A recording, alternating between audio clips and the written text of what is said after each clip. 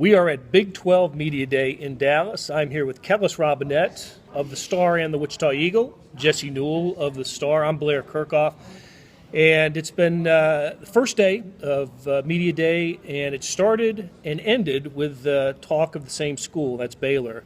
Bob Bowlesby, the commissioner of the Big 12, opened the proceedings and talked about Baylor. I think the line that stayed with me was how much some of the presidents of the Big 12 felt that Baylor has sullied the conference. And so I thought, wow, that's pretty heavy stuff.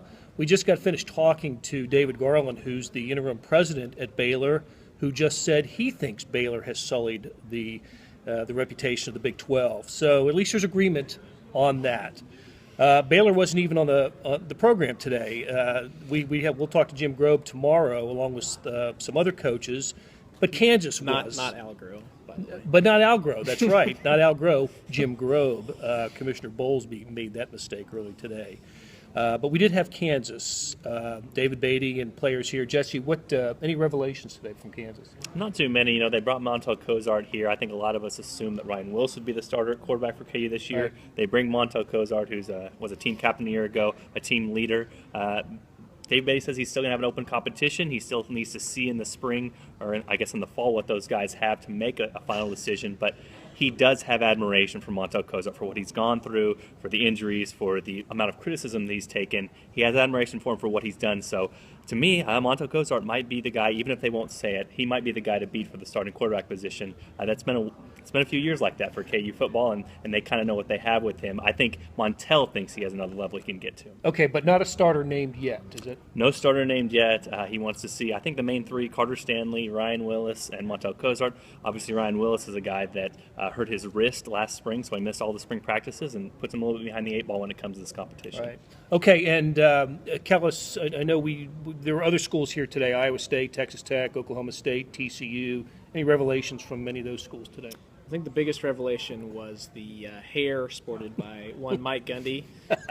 Came in with a mini mullet. I don't think I can call it a full mullet. There was no perm, no curls, not going down the back of his shoulders or anything. But it's the biggest mullet you're going to see in college football right now. Party in the back. I guess it was a dare from his kids. He called them on it. He's just going to keep doing it. But people seem to like it. He talked about that. And their new running back, Barry J. Sanders. Right. How about that? Popular name in Stillwater. See if he's got the genes. They love him before he's played, so they were very, very bad at running the ball last year, so they're looking forward to having another Sanders there. Real quickly, Blair, I felt old today because on KU's roster is Kwame Lassiter II. Oh, my gosh. So I remember covering Kwame Lassiter back in the 90s, now the we're all mid-90s. Okay, Kellis, we've got K-State tomorrow. What are the storylines for K-State we might expect to hear tomorrow?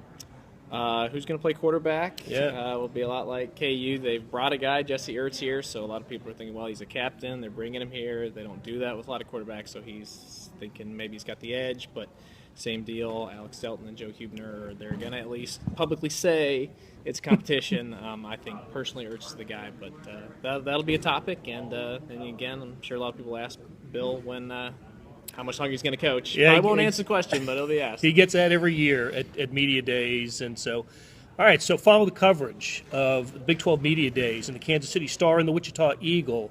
For Jesse and Kellis, I'm Blair Kerkhoff. Thanks for tuning in.